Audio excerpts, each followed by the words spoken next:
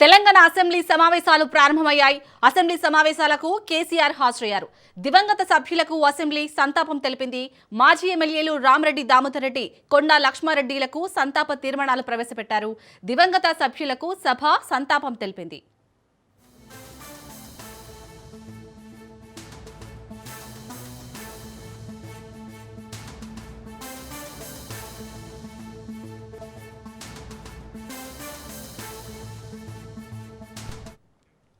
తెలంగాణ అసెంబ్లీలో ఆసక్తికర సన్నివేశం చోటు చేసుకుంది. బీఆర్ఎస్ అధినేత కేసీఆర్ తో సీఎం రేవంత్ కరచాలనం చేశారు. కేసీఆర్ ఆరోగ్యం గురించి రేవంత్ అడిగి తెలుసుకున్నారు.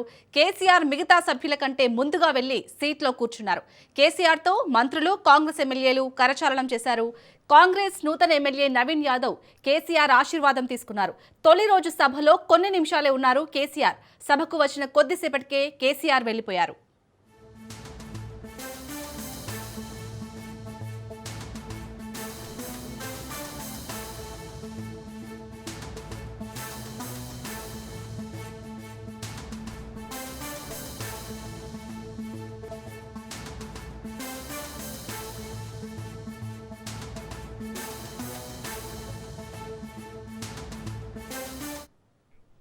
తెలంగాణ అసెంబ్లీ సమావేశాలు ప్రారంభమయ్యాయి.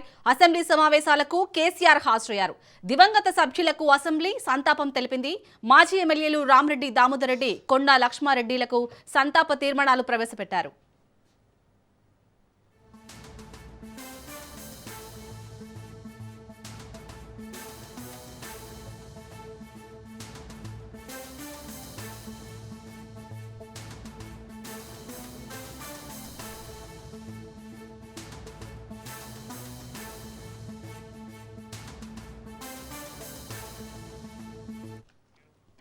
తెలంగాణ అసెంబ్లీలో ఆసక్తికర సన్నివేశం చోటు చేసుకుంది.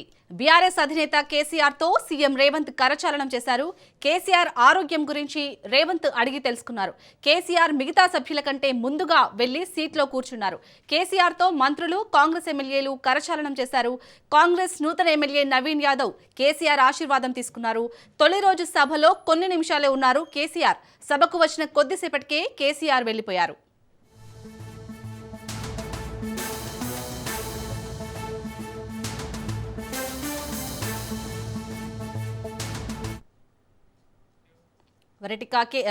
అసెంబ్లీలో అయితే ఒక ఆసక్తికర సన్నివేశం చోటు చేసుకుంది. దీనికి సంబంధించి పూర్తి డీటెయిల్స్ ని మా ఇన్పుట్ ఎడిటర్ శ్రీకాంత్ అందిస్తారు. శ్రీకాంత్, మనం వీడియోలో చూడొచ్చు. సో ఇటు బీఆర్ఎస్ అధినేత కేసీఆర్, అలాగే ఇప్పుడు సీఎం రేవంత్ రెడ్డి ఇద్దరు కూడా అంటే నవ్వుకుంటూ షేక్ హ్యాండ్ ఇచ్చుకున్నట్టుగా తెలుస్తుంది. అలాగే అక్కడ మంత్రులు అందరూ కూడా. సో ఓవరాల్ గా ఏ విధంగా చూడాలి కేసీఆర్ కొద్దిసేపు మాత్రమే సభలో ఉండటాన్ని? Shalini, good afternoon. సో మొత్తానికి నిజానికి కొంత ఇంట్రెస్టింగ్ సీన్ అనే చెప్పాలి. అసెంబ్లీలో మనం ఏదైతే స్క్రీన్ మీద చూస్తున్నామో, మాజీ ముఖ్యమంత్రి కేసీఆర్ దగ్గరికి ప్రధాన ప్రతిపక్ష నాయకుడు ముఖ్యమంత్రి రేవంత్ రెడ్డి స్వయంగా తానే వెళ్ళి బాగున్నారా అంటూ పలకరిస్తూ నమస్కారం చేశారు. సో ఇద్దరు ఒకరికొకరు అభివాదం చేసుకున్నారు. ముఖ్యమంత్రి రేవంత్ రెడ్డి మాజీ ముఖ్యమంత్రి కేసీఆర్ దగ్గరికి వెళ్తున్నటువంటి క్రమంలో ఆయన కూడా లేచి నమస్కారం పెట్టారు. సో నమస్కారానికి ప్రతి నమస్కారంగా ఒక హుందాతనమైనటువంటి వాతావరణం అయితే కనిపించిందని చెప్పాలి.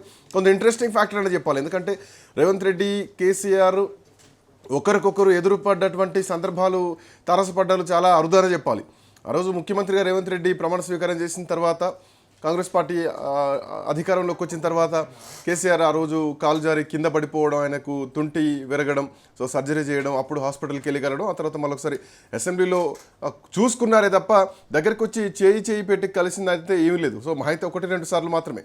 సో అట్లాంటిది ఈసారి అసెంబ్లీలో కేసీఆర్ వస్తున్నారన్నదే ప్రధానమైనటువంటి వార్త. ఉదయం నుంచి కూడా నందినగర్ నివాసం నుంచి బయలుదేరినప్పటి నుంచే ఒక హడావుడి వాతావరణం మొదలైంది. అసెంబ్లీ కేసీఆర్ వస్తున్నారు, ఇక్కడ నుంచి కంటిన్యూస్గా ఉంటారేమో అని చెప్పేసి. బట్ కేసీఆర్ వచ్చారు. అభివాదం జరగగానే, అంటే కేసీఆర్కు స్వాగతం పలకగానే ఆయన కాసేపు ఉండి ఇక సంతాప తీర్మానం ప్రవేశపెడుతున్నటువంటి టైంలోనే కేసీఆర్ అక్కడి నుంచి మళ్ళీ నందినగర్లో ఉన్నటువంటి తన నివాసానికి వెళ్ళిపోవడం జరిగింది. బట్ ఏదేమైనా కానీ కేసీఆర్ని తిట్టకుండా ఇంతవరకు రాజకీయం జరగలేదు. కేసీఆర్ని విమర్శించకుండా ముఖ్యమంత్రి రేవంత్ రెడ్డి ఎక్కడా కూడా ఏమీ మాట్లాడలేదు. సో ప్రతి సందర్భంలో కేసీఆర్ని మాట్లాడారు, ప్రతి సందర్భంలో తిడుతూనే ఉన్నారు. మొన్న కూడా కేసీఆర్ అంటే నన్ను తిడుతున్నారు, నా సాగు కోరుతున్నారు, నన్ను తిట్టకుండా వాళ్ళకి పొద్దు గడుస్తలేదు అంటూ కూడా చేసినటువంటి కామెంట్ తర్వాత నిజానికి ఇన్ని కామెంట్స్ తర్వాత ఇంత తిట్ల పురాణమే నడుస్తోంది తెలంగాణ రాజకీయాల్లో. ఇట్లాంటి పరిస్థితుల్లో ఇలాంటి అభివాదం జరగడం మాత్రం కొంత రాజకీయాల్లో ఇది హుందాతనం అనే చెప్పాలి. ఎందుకంటే అంతకంటే ముందే కాటపల్లి వెంకటరమణారెడ్డి కామారెడ్డి ఎమ్మెల్యే ఆయన కూడా మాట అన్నారు, తిట్టుకోవడం బూతుల రాజకీయం కాదు, ఒక హుందాతనంగా ఉండాలి, సభ కూడా హుందాగా నడవాలని ఇటువంటి ఉద్దేశాన్ని ఆయన వ్యక్తపరచడం జరిగింది.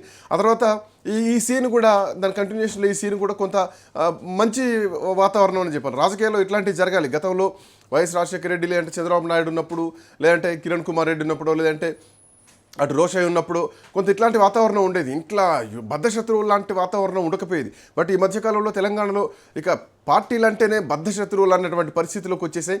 ఓ పార్టీలో ఉన్న వాళ్ళని ఇంకో పార్టీలోకి లాక్కోవడం, ఆ పార్టీ మాకు సంబంధం లేదని చెప్పడం, మేము ఈ పార్టీలో లేవని చెప్పుకోవడం. సో ఇట్లాంటి చాలా ఒక రకమైనటువంటి అసహించుకునేటువంటి రాజకీయాలు జరుగుతున్నాయి. సో అట్లాంటి పరిస్థితుల్లో ఒక ముఖ్యమంత్రి ఒక ప్రధాన ప్రతిపక్ష నాయకుడి దగ్గరికి వెళ్ళి అంటే కేసీఆర్ని ఎందుకు మాట్లాడాల్సి వస్తుందంటే కేసీఆర్ని విమర్శించకుండా, కేసీఆర్ అవినీతి చేశారని చెప్పకుండా, గత బీఆర్ఎస్ పార్టీ తప్పిదాలని చెప్పకుండా ఏ ఒక్క మంత్రి కానీ ముఖ్యమంత్రి కానీ మాట్లాడినటువంటి సందర్భాలు లేనేలేవు. అట్లాంటి ఒక బద్ధ శత్రువుగా ఉన్నటువంటి రెండు పొలిటికల్ పార్టీల మధ్య ఇద్దరు కీలకమైనటువంటి నాయకులు ఒకరికొకరు నమస్కారం చెప్పుకోవడం, కొంత ఆ మొహంలో కూడా కొంత చిరునవ్వు రావడం, సో ఇది కూడా కొంత హుందాతనంగా కనిపించిందని చెప్పడంలో ఎట్లాంటి సందేహం లేదు. అయితే ఇవి కేవలం అప్పటి వరకే ఉంటాయని మనం ఎక్స్పెక్ట్ చేయొచ్చు. భవిష్యత్తులో ఇట్లాంటి జరగాలనే కోరుకోవాలి. బట్ ఈ తెలంగాణ పొలిటికల్ వెదర్ చూస్తే మాత్రం బహుశా అట్లాంటి జరగకపోవచ్చు. బట్ ఏదేమైనా కానీ అసెంబ్లీలో ఈ మనం చూస్తున్నటువంటి ఈ సీన్ మాత్రం తెలంగాణ రాజకీయాల్లో కొంచెం హుందాగా ఉందని చెప్పడంలో ఎట్లాంటి సందేహం లేదు. Right, thank you Srikanth.